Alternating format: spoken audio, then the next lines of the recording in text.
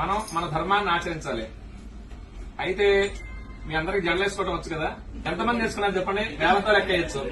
పూజకు వచ్చేటప్పుడు కొంచెం పద్ధతిగా రావాలన్నమాట. పంచమాంగళ్యాలు ఉంటాయన్నమాట. ఆడవారికి జుట్టు జడ వేసుకుని పూలు పెట్టుకోవడం, బొట్టు పెట్టుకోవడం, మంగళసూత్రాలు, మెట్టెలు, నల్లపూసలు, గాజులు ఇవన్నీ కూడా ఈసారి నుంచి పూజకు వచ్చేటప్పుడైనా జడ వేసుకొని, బొట్టు పెట్టుకొని, గాజులు వేసుకొని అలా చేస్తూ ఉంటారు. ఎందుకంటే మన ధర్మాన్ని మనం కాపాడాలి. ఇప్పుడు మీ పిల్లలకు చెప్పాలనుకోండి, మీరేం చెప్తారు? ఇప్పుడు చెప్పబోయేది ఏంటంటే, మీ పిల్లలకి ఇప్పటి నుంచే సంస్కృతి సాంప్రదాయాలు నేర్పండి. ఇప్పటి నుంచి నేర్పకపోతే తర్వాత వాళ్ళు అలవాటు పడరు. ఇప్పుడు నేను కొన్ని పూజలు చేయడానికి వెళ్ళినప్పుడు వీళ్ళు పెద్దవాళ్ళు ఇక్కడ పూజ చేస్తూ ఉంటారు, పిల్లలు బెడ్రూమ్ లోకి వెళ్ళి ఫోన్ నొక్కుంటున్నారు, టీవీ చూస్తూనే ఉంటారు. వాడి నుంచి పూజ దగ్గర కూర్చోమంటే కూర్చోడు. చిన్నప్పటి నుంచే ప్రయత్నపూర్వకంగా వాళ్ళతోటి స్తోత్రాలు గాని, శ్లోకాలు గాని, అసలు గుడి అంటే ఏంటి, పూజలు అంటే ఏంటి మనం తెలుసుకొని వాళ్ళకి తెలియజెప్పాలన్నమాట. అలా చేస్తే వాళ్ళు సంస్కారవంతులు అవుతారు. చదువు 30% ఉన్నా మిగతా 70% సంస్కారం ఉండాలి. ఆ సంస్కారం వల్లనే చివరి దశలో వాళ్ళు మనం చూసుకోగలిగేది అనమాట. వృద్ధాశ్రమాలు ఎందుకు ఉంటున్నాయంటే పిల్లల్లో అవగాహన లేక, పెద్దవాళ్ళు చెప్పక. అయితే ఇతర మతాల వాళ్ళు ఆ పుస్తకాలు గాని, వాళ్ళ మతాల గురించి గాని వాళ్ళు ప్రచారం చేసుకుంటూ ఉన్నారు. కానీ ఎంతమంది ఇళ్లలో భగవద్గీత గాని, భాగవతం గాని, రామాయణం గాని, ఈ ఇతిహాసాలు గాని, పురాణాలు ఎంతమంది ఇళ్లలో ఉన్నాయి? ఒక పుస్తకాలు ఎంతమంది రోజు కనీసం ఒక్క శ్లోకం చదువుతున్నారా?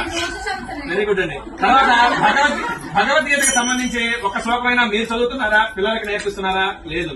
కాకపోతే ఈ సీరియల్స్, సినిమాలు వస్తూ ఉంటే ఎంటర్టైన్మెంట్ ఉండొచ్చు జీవితంలో, కానీ జీవితం మొత్తం ఎంటర్టైన్మెంట్ కాకూడదు. మనకి 54 లక్షల జీవరాశులు ఉన్నాయి. వాటిల్లో విచక్షణ కలిగింది, బుద్ధి కలిగింది ఒక మనుషులకు మాత్రమే. మనకి జ్ఞానం ఉంది, బుద్ధి ఉంది.